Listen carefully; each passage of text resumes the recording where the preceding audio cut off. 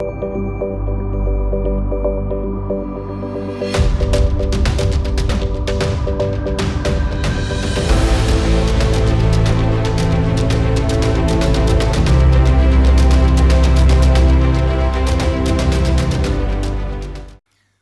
friends, I greet you all in Jesus' almighty name. To begin with, let me introduce to you my first publication of a book.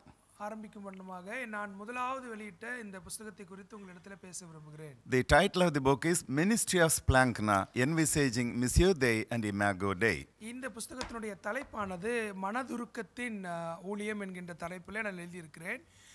When we are involved in the ministry of God, நாம் தேவனுடைய ஊழியத்திலே செய்து கொண்டிருக்கும் பொழுது there must be compassion in our hearts. நம்முடைய இருதயத்திலே மனதுருக்கம் இருக்க வேண்டும். And we must be able to grow in the likeness of God, grow in the image of God, grow in sanctification, as well as we'll be able to do God's work when we grow in sanctification. நாம் பரிசுத்தத்திலே வளரும் பொழுது, தேவனுடைய சாயலிலே வளரும் பொழுது, அப்படிப்பட்ட ஒரு வளர்ச்சி இருக்கும் பொழுது தேவனுடைய ஊழியத்தை செய்ய வேண்டும். And you can get this book from the bookstall here in this church. இந்த சபையில் இருக்கிற நம்முடைய புத்தக சாலையிலும் இந்த புத்தகத்தை நீங்கள் வாங்கலாம். And I'm so happy that I could reach out to you this day with the word of God. அதோடு கூட இந்த நாளிலே கர்த்தருடைய வார்த்தையை கொண்டு உங்களை சந்திப்பதில் நான் மகிழ்ச்சி அடைகிறேன். Shall we look to God in prayer? நாம் தேவனை நோக்கி ஜெபிப்போம். Our loving heavenly Father, we thank you, Lord, and praise you for the joy that you given to us to come in your presence with humility.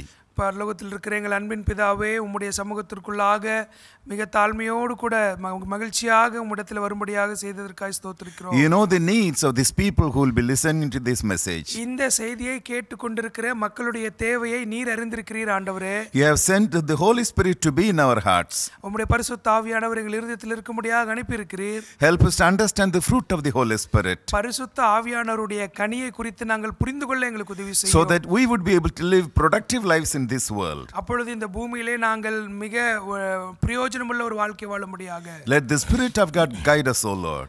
ஆவியானவர் தாமே எங்களை வழிநடத்தட்டும் ஆண்டவரே. Let the word of God become real to us. தேவனுடைய வார்த்தை எங்களுக்கு உண்மையுள்ளதாய் மாறட்டும். In Jesus' almighty name I pray. இயேசுவின் வல்லமையுள்ள நாமத்தில் ஜெபிக்கிறோம்.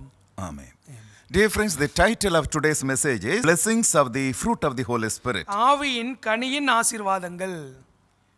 To bank my message upon a particular portion of the scripture, இந்த ஒரு குறிப்பிட்ட வேத பகுதியினுடைய அந்த செய்தியிலே let me read to you from Galatians 5th chapter verses 19 to 24. கலாத்தியர் எழுதின நிருபம் 5ஆம் அதிகாரம் 19ஆம் வசனத்திலிருந்து 21ஆம் வசனம் வரைக்கும் நான் வாசிக்கட்டும்.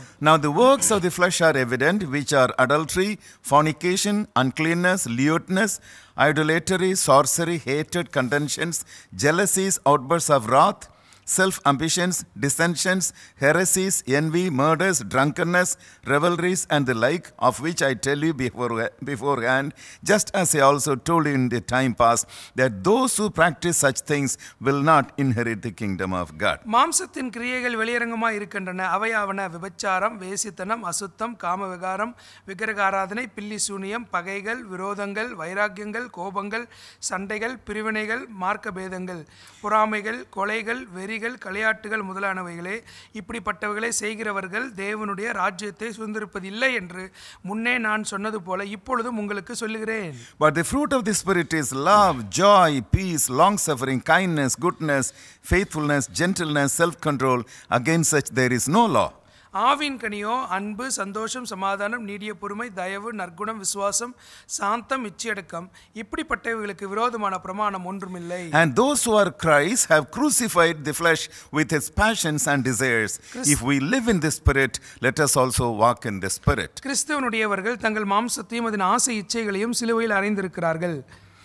St. Paul speaks very clearly about the works of flesh.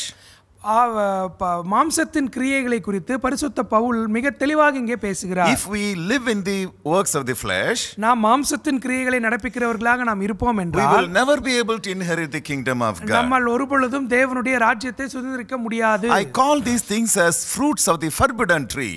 நான் விலக்கப்பட்ட தடை செய்யப்பட்ட மரத்தின் கனி என்று இந்த கிரியைகளை சொல்லுவேன். The list is very clear. இதில் எழுதப்பட்டிருக்கிற அந்த விவரங்கள் எல்லாம் மிக தெளிவாக இருக்கு. Bible speaks very clearly about what is good, what is bad. வேதாகமம் மிக தெளிவாக எது நல்லது எது தீமையானது என்பதை தெளிவாக பேசுகிறது. Nobody can say, well, I don't know what is right, what is wrong. யார் ஒருவரும் எனக்கு எது நல்லது எது கெட்டது என்று தெரியாது என்று சொல்ல முடியாது.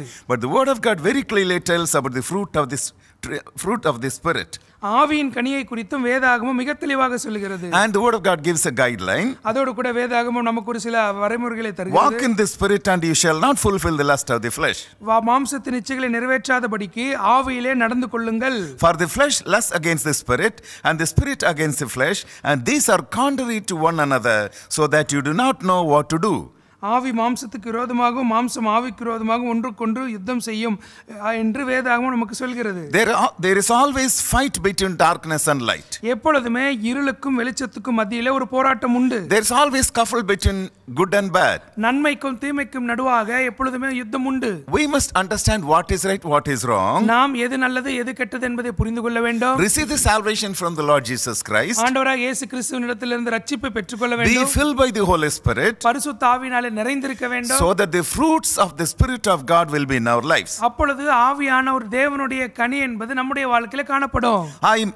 I speak about the fruit of the Holy Spirit as fruits of the tree of life. நான் இந்த ஆவியின் கனி என்பதை ஜீவ விருட்சத்தின் கனி என்று சொல்லி பேச போகிறேன். The word of God says that fruit of the Holy Spirit, not fruits of the Holy Spirit. வேதாகமம் சொல்கிறது ஆவியின் கனி, ஆவியின் கனிகள் என்று சொல்லவில்லை. Why does it say that? அப்படி ஏன் அப்படி சொல்லப்பட்டிருக்கிறது? When we receive Jesus Christ in our own hearts, உங்கள் இருதயங்களில் நீங்கள் ஆண்டவராகிய இயேசு கிறிஸ்துவை ஏற்றுக்கொள்ளும் பொழுது, when the Holy Spirit begins to work in our lives, நம்முடைய வாழ்க்கையில பரிசுத்த ஆவியானவர் கிரியை செய்ய ஆரம்பித்த பிறகு, He brings in more of the grace of the Lord Jesus Christ. அவர் தேவனுடைய கிருபையை அதிகமாய் நம்முடைய வாழ்க்கையில கொண்டு வருகிறார். Jesus is the fruit of the Holy Spirit. இயேசு கிறிஸ்துவே பரிசுத்த ஆவியானவருடைய கனியாக இருக்கிறார். He can give to us all these 9 qualities that the word of God speaks about. வேதாகமம் பேசக்கூடிய இந்த 9 தன்மைகளையும் அவராலே நமக்கு கொடுக்க முடியும். I want to present before you a few points regarding all these 9 fruits. இந்த 9 கனிகளை குறித்தும் ஒரு சில காரியங்களை உங்களிடத்தில் நான் பகிர்ந்து கொள்ள விரும்புகிறேன். First is love. முதலாவது அன்பு. We cannot generate love in our own hearts. நம்முடைய சொந்த இருதயங்களிலே நம்மாலே அன்பை வெளிப்படுத்த முடியாது, உருவாக்க முடியாது. And this is not human love. இது மனிதனுடைய அன்பல்ல. It is God's love expressed to us through the Lord Jesus Christ. ஆண்டவராகிய இயேசு கிறிஸ்துவின் வழியாக தேவனுடைய அன்பே நம்மிடத்திலே காணப்பட்டிருக்கிறது. And it is agape love. It is giving love. அதுதான் agape love, கொடுக்கிற அன்பு.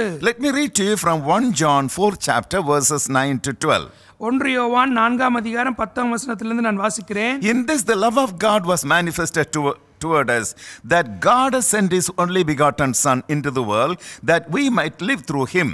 In this is love, not that we loved God, but that God loved us and sent His Son to be the propitiation for our sins. Beloved, if God so loved us, we also ought to love one another.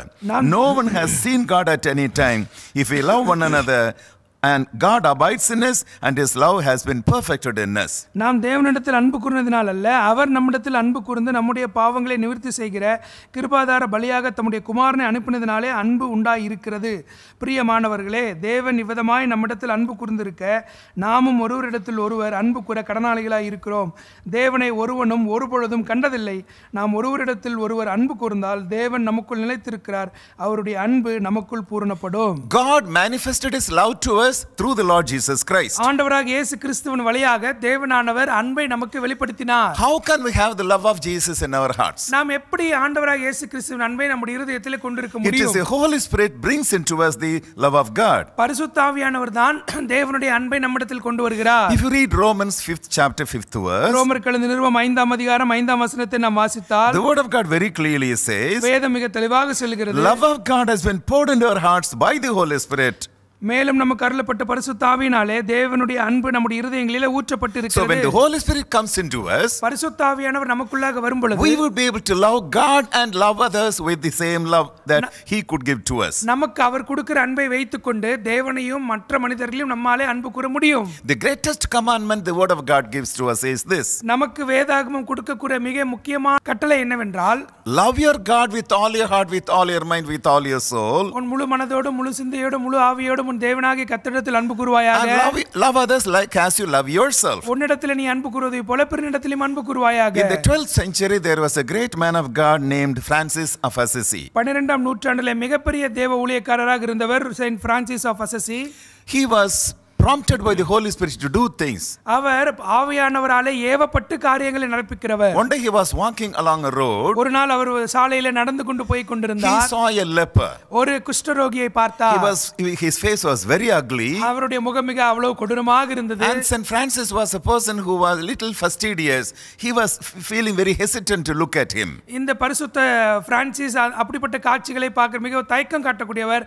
அதை பார்ப்பதற்கு மிகவும் தயங்கி கொண்டிருந்தார். But suddenly love of God was poured into his heart. ஆனால் திடீரென்று தேவனுடைய அன்பானது அவருடைய இருதயத்திலே ஊற்றப்பட்டது. He caught hold of this leper இந்த குஷ்டரோகியை பிடித்துக்கொண்டு and kissed him on his face. அவருடைய முகத்திலே முத்தமிட்டார். And as he walked along, அதோடு அவர் நடந்து போய் suddenly this கொண்டிருந்தார். leper disappeared. திடீரென்று இந்த குஷ்டரோகி காணாமல் மறைந்து போய்விட்டார். Then he understood that it was Jesus who appeared before him in that form. அப்பொழுதுதான் அவர் புரிந்து கொண்டார், அப்படிப்பட்ட ஒரு குஷ்டரோகியை போன்ற தோற்றத்திலே இயேசுதான் அவருக்கு தரிசனமானார். And St. Francis of Assisi used to help people who are in need.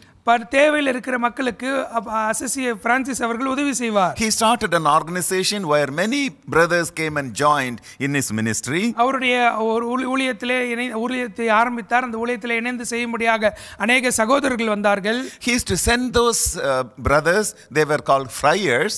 They used to go to leprosarium to help people who are suffering because of leprosy. அவர்கள் என்ன வேலை செய்வார்கள் என்றால், எங்கெல்லாம் இந்த குஷ்டரோகத்திற்கான வீடுகள் அமைக்கப்பட்ட ஸ்தாபனங்கள் இருக்கிறதோ அங்கெல்லாம் இவர்கள் சென்று அப்படிப்பட்ட மக்களுக்கு சேவை செய்வார்கள். One day group of friars went there and they came back and told Francis, "Father, we are not able to help a particular leper there." அப்பொழுது இந்த ஒரு குழுவினர் போய் ஊழியத்தை அந்த ஸ்தாபனத்திலே போய் குஷ்டரோகிகளுக்கு ஊழியம் செய்து திரும்ப வந்து பிரான்சிஸ் அவர்களை பார்த்து, ஐயா, நாங்கள் போய் ஊழியம் செய்த ஒரு நபருக்கு மாத்திரம் எங்களாலே பணிவிடை செய்ய முடியவில்லை என்றார்கள். He was suffering because of lepromotus leprosy, that is, whole body will be oozing out with dirty things and it is very stinking. அவர் ஏனென்றால் அந்த குறிப்பிட்ட நபருக்கு வந்திருக்கிற அந்த குஷ்டரோகமானது மிக கொடிய ஒரு குஷ்டரோகம். அவருடைய முழு சரீரமே புண்களினால் நிறைந்திருக்கும். அதிலிருந்து சீல் போன்ற மற்ற அழுக்கான காரியங்கள் எப்பொழுதுமே முழு சரீரத்திலே வந்து கொண்டிருக்கும். St. Francis wanted to go and help that man. ஆனால் செயின்ட் பிரான்சிஸ் அவர்களோ, நான் சென்று அவருக்கு உதவி செய்ய விரும்புகிறேன் என்று சொல்லி, when he went to the leprosarium, அங்கே அந்த அந்த இடத்திற்கு அவர் சென்ற பொழுது, he asked this man, "What shall I do for you?" அவர் அந்த குஷ்டரோகியை பார்த்து கேட்டார், நான் உனக்கு என்ன செய்யட்டும்? He said, "I am stinking. I am dirty. Please clean me." அவர் சொன்னார், நான் அழுகி கொண்டிருக்கிறேன், அழுக்காக இருக்கிறேன், என்னை சுத்தம் பண்ணுங்கள்.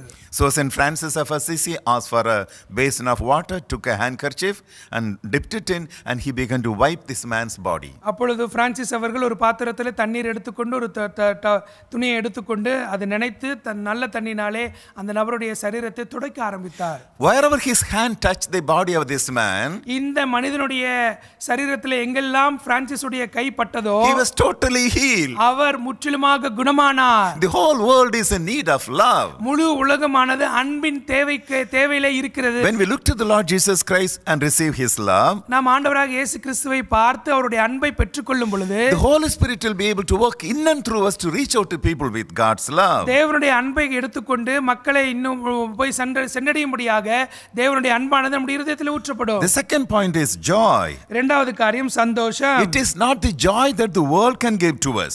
உலகம் கொடுக்கக்கூடிய சந்தோஷம் அது அல்ல. When people involve themselves in the things of this world, மக்கள் இந்த உலகத்தின் காரியங்களிலே செய்யும் பொழுது, lust of the eyes, lust of flesh and pride of life, கண்களின் நிச்சய, மாம்சத்தின் நிச்சய, ஜீவனத்தின் பெருமை, they get momentary pleasure, அவர்களுக்கு தற்காலிகமான ஒரு சிற்றின்பம் கிடைக்கிறது. and it leaves behind an aftermath of bitterness and death. அதன் பிற்பாடு அது எதிலே நடத்துகிறது என்றால் கசப்புக்குள்ளாகவும் மரணத்திற்குள்ளாகவும் நடத்துகிறது. Romans 14:17 says, ரோமர் 14ஆம் அதிகாரம் 17ஆம் வசனம் சொல்லுகிறது, the kingdom of God is not eating and drinking but righteousness and peace and joy in the Holy Spirit. தேவனுடைய ராஜ்யம் புசிப்பும் குடிப்பும் அல்ல, அது நீதியும் சமாதானமும் பரிசுத்த ஆவியினால் உண்டாகும் சந்தோஷமாய் இருக்கிறது. Joy is contagious. சந்தோஷம் என்பது பரவக்கூடிய ஒரு தன்மையுடையது. When you show joy to other people, நீங்கள் மற்றவர்களுக்கு சந்தோஷத்தை காட்டும் பொழுது, they also will become joyful. அவர்களும் சந்தோஷமுள்ளவர்களாக மாறுகிறார்கள். We have a capacity to smile. smile.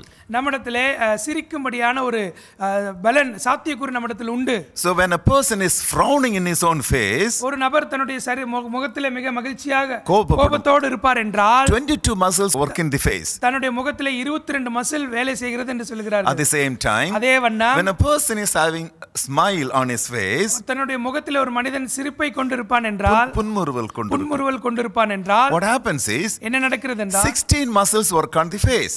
16 மசில்கள் தன்னுடைய முகத்திலே வேலை செய்கிறது. So when you smile at other people, நீங்கள் மற்றவர்களை பார்த்து புன்முறுவல் கொடுக்கும் பொழுது you can spread joy of the Holy Spirit through your own face. உங்களுடைய முகத்தின் வழியாகவே நீங்கள் பரிசுத்த ஆவியானவருடைய சந்தோஷத்தை பகிர்ந்து கொள்கிறீர்கள். Smile is not opening your mouth and then showing your teeth when the eyes are full of bitterness. உங்களுடைய கண்கள் முழுவதும் கசப்பினாலே நிறைந்து வெறும் வாயை திறந்து உங்களுடைய பற்களை காட்பது மாத்திரம் புன்முறுவல் அல்ல.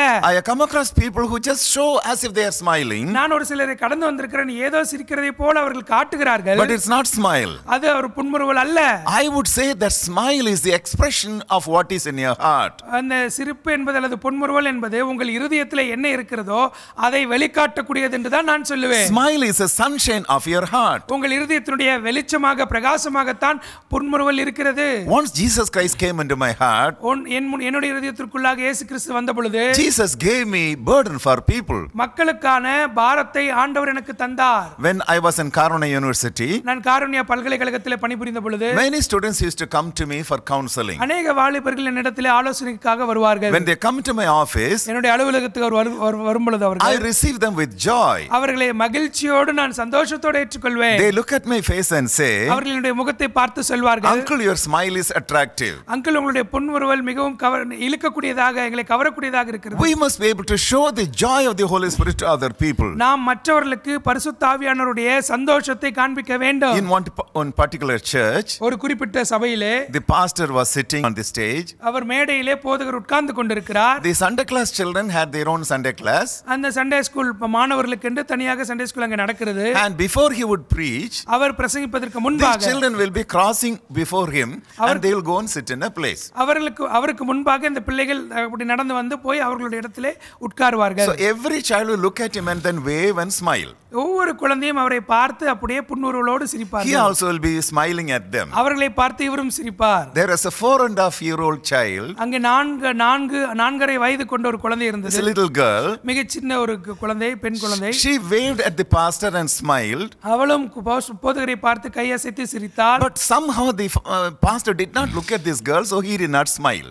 எப்படியோ இந்த போதகர் அந்த குழந்தையை பார்க்கவில்லை, அவளுக்கு திரும்பி இவர் சிரிக்கவில்லை. This little girl got so upset. இந்த குழந்தை அவ்வளவு மனமுடைந்து போனாள். She began to cry and came running to her own mother. மிகவும் அழுது கொண்டே தன்னுடைய தாயினிடத்திற்கு திரும்பி ஓடி வந்தாள். And she said, அவள் சொன்னாள், I smiled at God, but he did not smile at me. நான் தேவனை பார்த்து புன்முறுவல் கொடுத்தேன், அவர் என்னை பார்த்து சிரிக்கவில்லையே. For this little girl, the pastor was God. இந்த சின்ன குழந்தைக்கு போதகர் கடவுளாக தோன்றியது. Whole world is full of sorrow. உலகமும் துக்கத்தினால் நிறைந்து We can spread joy from our heart through our face. நம்முடைய இருதயத்தின் வழியாக, நம்முடைய முகத்தின் வழியாக நம்ம இருதயத்தில் இருக்கிற சந்தோஷத்தை மற்றவர்களுக்கு காண்பிக்க முடியும். Moving on, let me tell you about peace.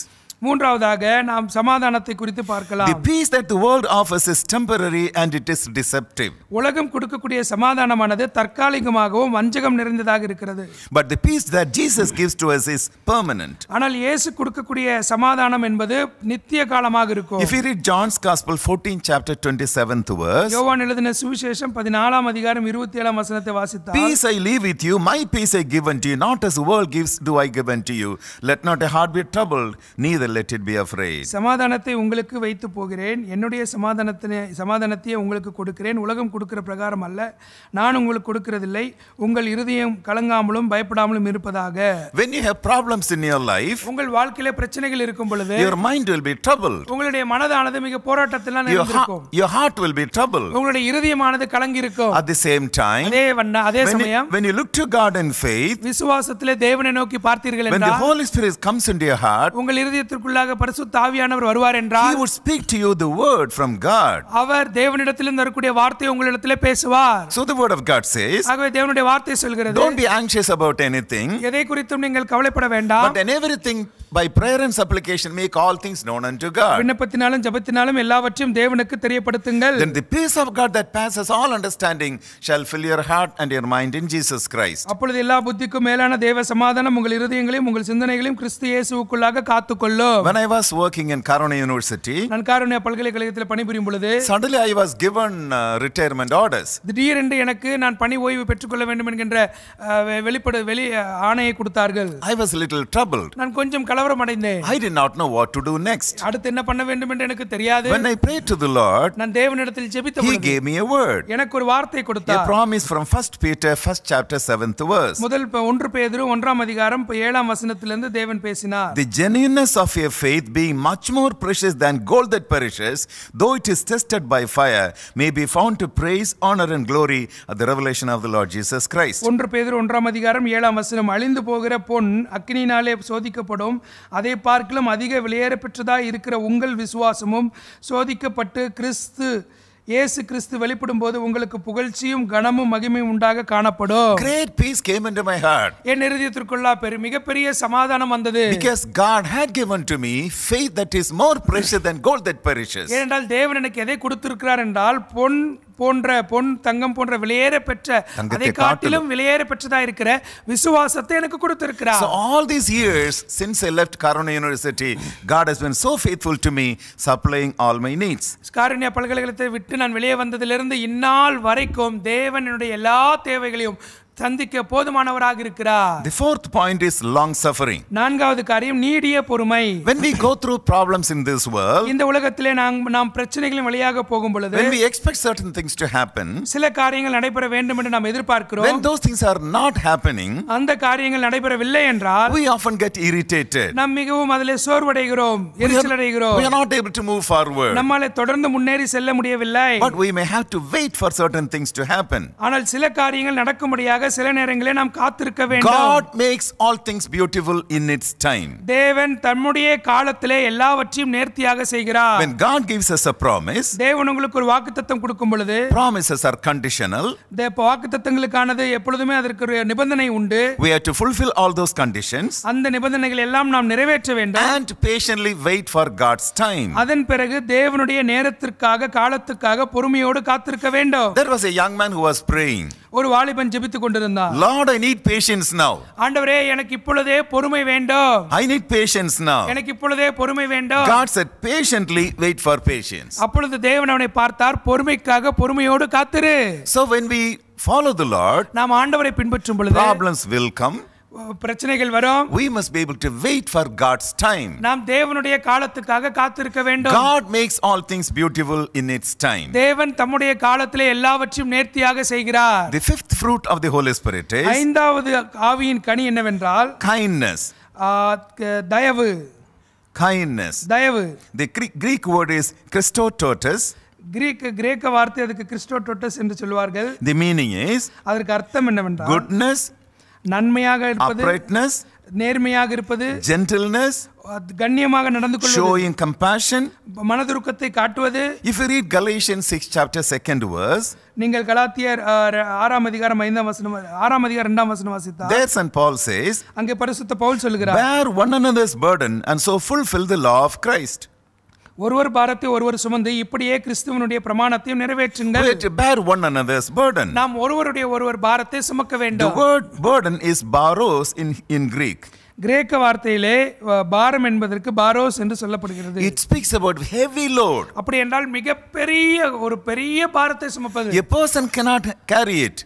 ஒரு நபராலே அதை சுமக்க முடியாது. We have to carry one another's burden. ஆகவே நாம் ஒருவர் பாரத்தை சுமக்க வேண்டும். In the same chapter, இதே அதிகாரத்தில் Galatians 6 chapter 5th verse, 6ஆம் அதிகாரத்திலே 5ஆம் வசனத்தை நீங்கள் வாசித்தீர்கள். there St. Paul says, அங்கே பவுல் சொல்கிறார், let each one carry his own burden. அவனவன் தன் பாரத்தை சுமப்பான். Here the particular word for burden is idios. இங்கே குறிப்பிடப்பட்டிருக்கிற பாரம் என்பது இடியாஸ் என்று அர்த்தம். Personal burden, our responsibilities. அவனவன் தன் பாரத்தை சுமப்பான் என்றால் அவரவருக்கு இருக்கக்கூடிய பொறுப்புகள். What I have to do, I have to do. நான் எதை செய்ய வேண்டுமோ, என்னால் எதை செய்ய வேண்டுமோ அதை நான் தான் செய்ய முடியும். So my responsibility is my responsibility. என்னுடைய பொறுப்பு வேலைகள் என்னுடையதுதான். When we follow this dictum, இந்த காரியத்தை நாம் பின்பற்றினால், we will be ready to carry one another's burden. அப்பொழுது நாம் ஒருவருடைய ஒருவர் பாரத்தை சுமக்க நாம் ஆயத்தமாக இருப்போம். There is joy in helping other people. மற்றவர்களுக்கு உதவி செய்வதில் எப்பொழுதுமே சந்தோஷம் இருக்கிறது. When I was studying when I was doing my studies in school, என்னுடைய பள்ளியில் நான் படித்துக் கொண்டிருந்த I நாட்களில் was one of the scout boys. நான் அதிலே மிக Scout boy.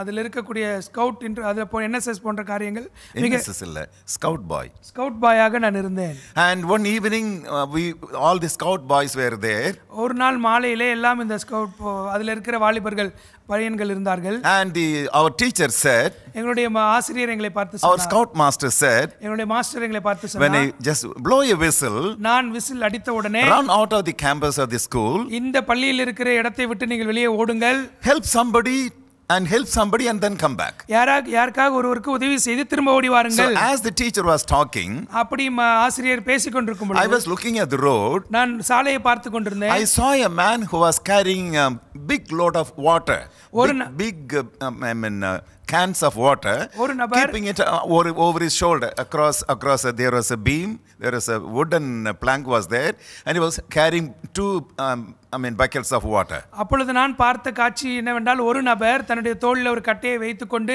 இருபுறமும் ஒரு பெரிய 2 கேன்களை சுமந்து கொண்டு தண்ணீர் கேன்களை சுமந்து கொண்டு வந்தார். When the scout master gave the whistle, இந்த மாஸ்டர் விசில் அடித்த உடனே I ran to this particular man, நான் அந்த குறிப்பிட்ட நபரை நோக்கி ஓடி, and I was in scout uniform. நான் அந்த ஸ்கவுட் யூனிஃபார்ம்ல இருந்தேன். I told him, shall I carry one burden for you? அவருக்கு சொன்னேன், நான் ஒரு குடத்தை நான் சுமக்கட்டுமா? I took one can and then took it with him. ஒரு கேன் எடுத்துக்கொண்டு அவரோடு கூட நடந்து போனேன். He was taking the water to a hotel. அவர் ஒரு ஹோட்டலுக்கு அந்த தண்ணி எடுத்துக்கொண்டு போய் கொண்டிருந்தார். When I just laid it there and came back, நான் அதை அங்கே வைத்து விட்டு திரும்ப வந்தேன். there is very great joy in my heart. என் இருதயத்தில் அவ்வளவு பெரிய சந்தோஷம் இருந்தது. So we must be able to carry one another's burden. நாம் ஒருவர் பாரத்தை சுமக்க வேண்டும். So we will be fulfilling the law of Christ. அப்பொழுது கிறிஸ்துவின் பிரமாணத்தை நிறைவேற்றுகிறோம். And then the sixth fruit of the Holy Spirit is ஆறாவது குணம் கனியினுடைய குணம் என்னவென்றால் goodness.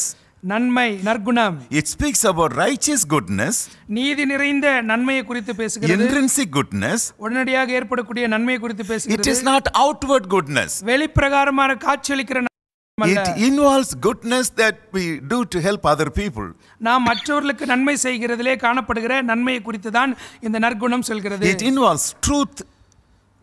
சத்தியம் நிறைந்திருக்கும். When Jesus was going into the temple, ஆண்டவராகிய இயேசு கிறிஸ்து ஆலயத்துக்குள் போகும் பொழுது he found that it has been turned into a place of merchandise. அந்த இடமானது வியாபார ஸ்தலமாக ஆலயம் மாறினதை அவர் பார்த்தார். He got so angry, அவ்வளவு கோபப்பட்டார். he took a whip, ஒரு சாட்டை எடுத்துக்கொண்டு he began to beat them, மக்களை அடிக்க he ஆரம்பித்தார். overthrew the money tables, அந்த காசுக்காரருடைய பலகைகளை எல்லாம் திருப்பி and போட்டார். he said, my house shall be called the house of prayer, என்னுடைய வீடு ஜெப வீடு என்று அழைக்கப்படுகிறது. but you have made it a den of thieves. ஆனால் நீங்களோ அது கள்ளர் குகையாக மாற்றினீர்களே. He was telling the truth with righteous anger. அவர் நீதியுள்ள கோபத்தோடு கூட சத்தியத்தை அவர்களுக்கு சொன்னார். Now when we talk about goodness, நன்மையை குறித்து, நற்குணத்தை குறித்து பேசும் it பொழுது is not patting upon the shoulder of the people and say, well, everything is going to be all யாரோ right. ஒருத்தரை பார்த்து அவரை பின்னாடி முதுகிலே தட்டி கொடுத்து எல்லாம் சரியாய்விடும் என்று சொல்வதல்ல.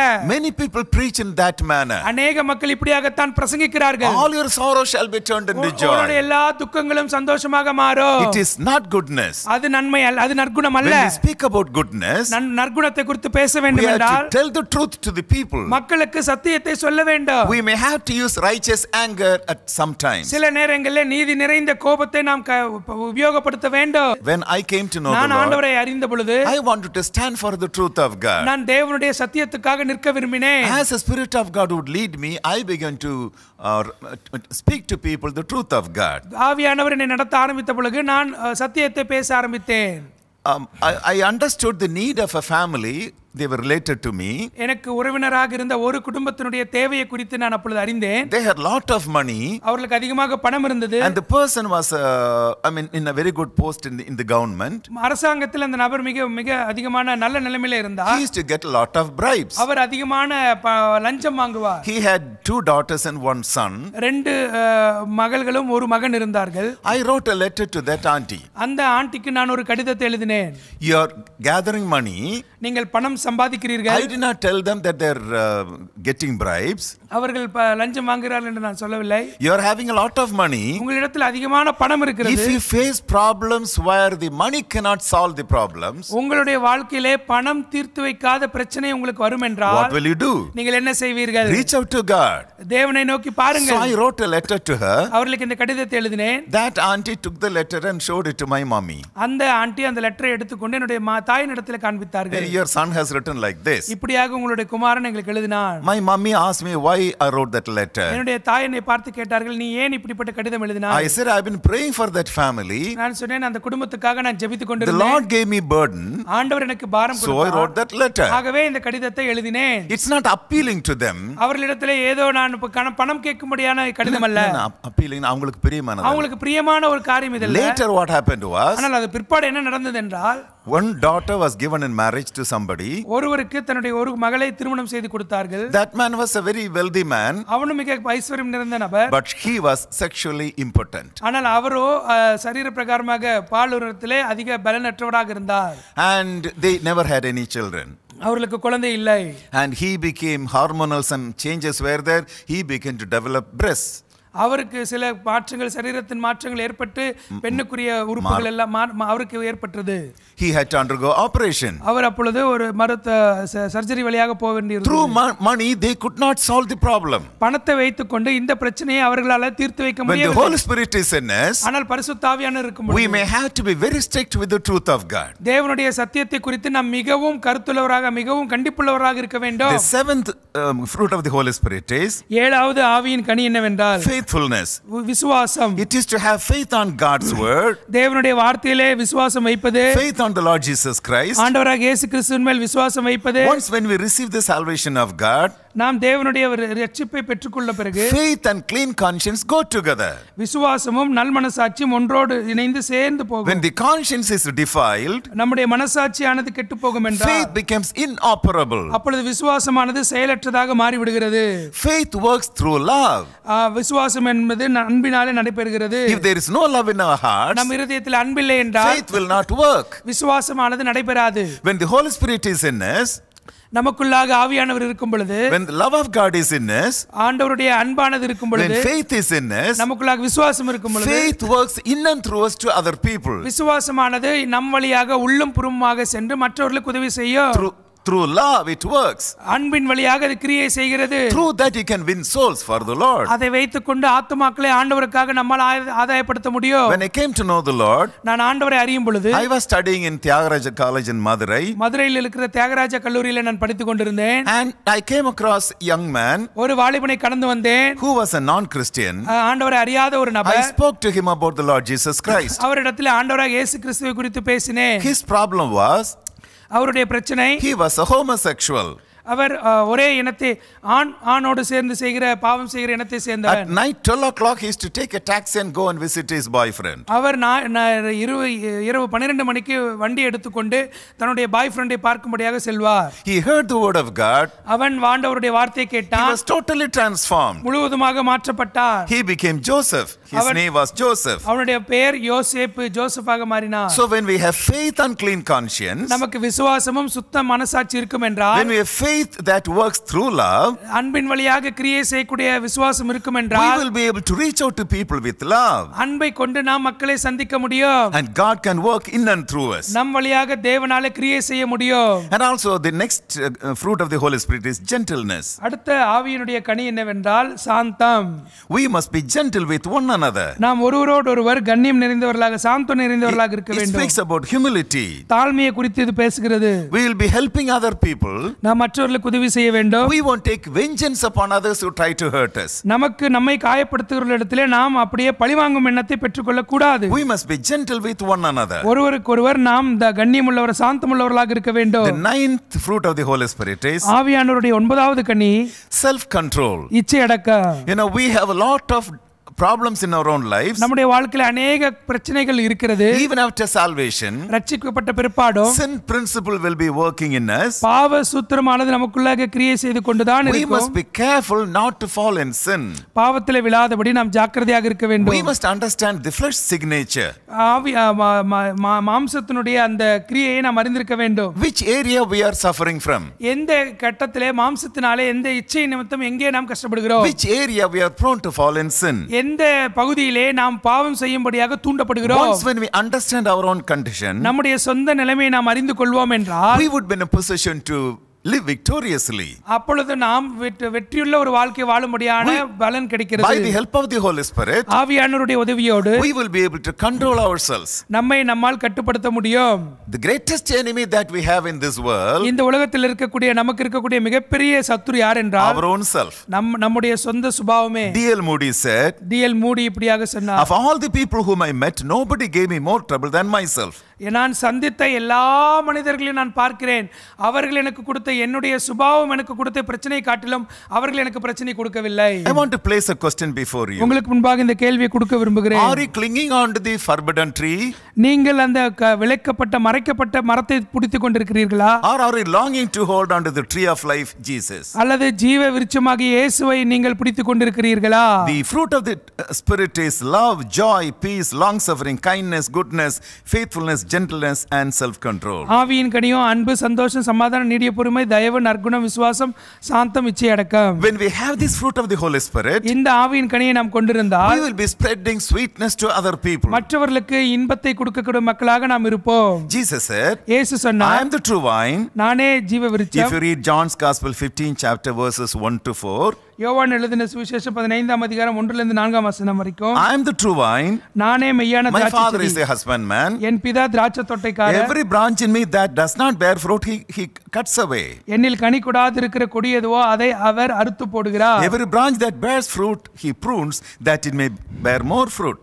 கனி கொடுக்கிற கொடி எதுவோ அது அதிக கனிகளை கொடுக்கும்படி அதை சுத்தம் பண்ணுகிறார். When we abide in Jesus Christ, நாம் ஆண்டவராகிய இயேசு கிறிஸ்துவில் we will நிலைத்திருக்கும் be பொழுது bringing forth fruit unto God. நாம் தேவனுக்கென்று கனியை கொண்டு வருகிறோம். We must have this fruit of the Holy Spirit. நாம் இந்த ஆவியின் கனியை கொண்டிருக்க வேண்டும். We must be able to bring souls to the Lord Jesus Christ. இந்த ஆவி ஆண்டவரிடத்திலே ஆத்துமாக்களை எப்பொழுது கொண்டு வருவோம்? What is our responsibility? நம்முடைய பொறுப்பு என்ன? Let us lay everything on the altar. எல்லாவற்றையும் பலிபீடத்திலே நாம் வைப்போம். Let us lay all on the altar. எல்லாவற்றையும் நாம் பலிபீடத்திலே வைப்போம். When we do that, அதை நாம் செய்யும் பொழுது the Lord will bless us. ஆண்டவர் நம்மை ஆசீர்வதிக்கிறார். There was a man who took a big basket of apples to the church to offer to the Lord. ஒரு மனிதர் ஒரு கூடை நிறைய ஆப்பிள் பழங்களை எடுத்துக்கொண்டு ஆண்டவருக்கு அர்ப்பணிக்கும்படியாக ஆலயத்துக்கு வந்தார். Very beautiful, fruits.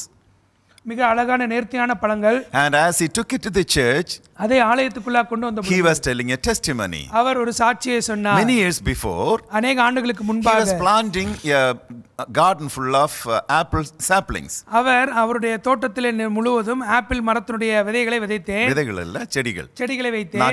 நாற்றுகளை வைத்தேன். And as he was planting the saplings, அந்த செடிகளை நாட்டும் பொழுது his little girl came to him and said, அவரிடத்தில் ஒரு சின்ன குழந்தை, பெண் குழந்தை வந்து சொன்னார், Daddy, I want one plant.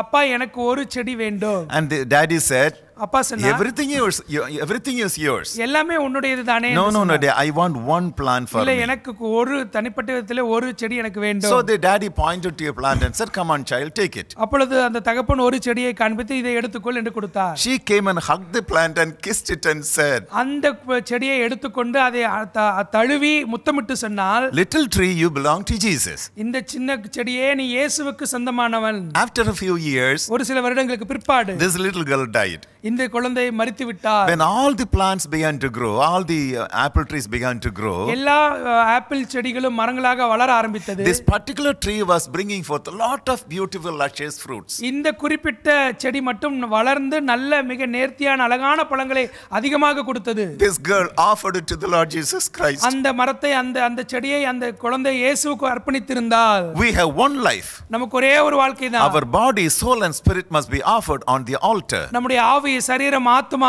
தேவனுடைய பலிபீடத்தில் ஒப்புவிக்கப்பட வேண்டும். Lay everything on the Lord Jesus Christ. எல்லாவற்றையும் ஆண்டவராக இயேசு கிறிஸ்துவினிடத்தில் கொடுத்து விடுங்கள். Get connected with him. அவரோடு கூட இணைந்திருங்கள். We will be able to bring forth fruit unto the Lord. நம்ம ஆண்டவருக்கென்று கனியை கொண்டு வருவோம். All the 9 fruit of the Holy Spirit will be in our hearts. எல்லா இந்த ஆவியின் கனியினுடைய 9 தன்மைகளும் நம்முடைய இருதயத்திலே காணப்படும். We will be spreading joy to other people. மற்றவர்களுக்கு நாம் சந்தோஷத்தை கொடுக்கிற மக்களாக இருப்போம். I believe that these words of God would be a blessing for you. நான் நிச்சயமாக விசுவாசிக்கிறேன் இந்த தேவனுடைய வார்த்தைகள் உங்களுக்கு ஆசீர்வாதமாக இருக்கும் என்று. May the grace of God be poured into your own hearts. உங்கள் இருதயங்களிலே தேவனுடைய கிருபையானது ஊற்றப்படுவதாக. So that your life will be full of fruit of the Holy Spirit. அப்பொழுது உங்களுடைய வாழ்க்கையானது முழுவதும் ஆவியின் கனியினாலே நிறைந்திருக்கட்டும். Shall we look to God in prayer? தேவனை நோக்கி நாம் ஜெபிப்போமா? Our loving Heavenly Father, we thank you, Lord, and praise you for the joy that you given to us to listen to your voice. அன்புள்ள ஆண்டவரே, உம்முடைய வார்த்தையை கேட்கும்படியாக நீர் எங்களுக்கு கொடுத்த சந்தோஷ மகிழ்ச்சியான நேரத்திற்காக நன்றி செலுத்துகிறோம். Lord, I pray that all the people who hear the word of God today may be able to hold on to the tree of life. ஆண்டவரே, இந்த நேரத்திலே தேவனுடைய வார்த்தையை கேட்ட மக்கள் எல்லோருமே ஜீவ விருட்சத்தை பற்றிக்கொண்டு இருக்கும்படியாக அவர்களுக்காய் ஜெபிக்கிறேன். Let them not go near the forbidden tree. ஆண்டவரே, விலக்கி வைக்கப்பட்டிருக்கிற மரத்துக்கு பின்பாக அவர்கள் போக வேண்டாம். Let the fruit of the Holy Spirit be found in every believer. ஒவ்வொரு விசுவாசியுடைய வாழ்க்கையிலும் ஆவியின் கனி காணப்படுவதாக. Help us to have the power of the Holy Spirit in us, O Lord. எங்களுக்குள்ளாக பரிசுத்த ஆவியினுடைய வல்லமை நாங்கள் பெற்றிருக்க எங்களுக்கு உதவி செய்யும் ஆண்டவரே. Teach us to lay all on the altar. எல்லாவற்றையும் நாங்கள் பலிபீடத்திலே வைக்க எங்களுக்கு உதவி செய்யும். Our body, soul and spirit. எங்களுடைய சரீரம், ஆவி, ஆத்துமா. Our time, talent, everything to be laid on the altar. எங்களுடைய நேரமும் தாளந்தும் எல்லாவற்றையும் உம்முடைய சமூகத்திலே கொண்டு வரட்டும். So that we would be able to bring forth fruit unto your own kingdom, O Lord. அப்பொழுது உம்முடைய ராஜ்யத்துக்கு நாங்கள் கனி கொடுக்கிற மக்களாக மாறுவோம். I give to you all the glory. எல்லா மகிமையும் உமக்கு தருகிறேன். I give you all the glory. எல்லா மகிமையும் உமக்கு தருகிறேன். Give me the joy in serving you till the last breath. என்னுடைய கடைசி மூச்சு வரைக்கும் உமக்கு ஊழியம் செய்கிற சந்தோஷத்தை எனக்கு தாரும். In Jesus' almighty name I pray. இயேசுவின் வல்லமையுள்ள நாமத்தில் ஜெபிக்கிறேன். Amen. And now may the grace of the Lord Jesus Christ and love of God the Father and the blessings of the Holy Spirit be with you now and forevermore. Amen.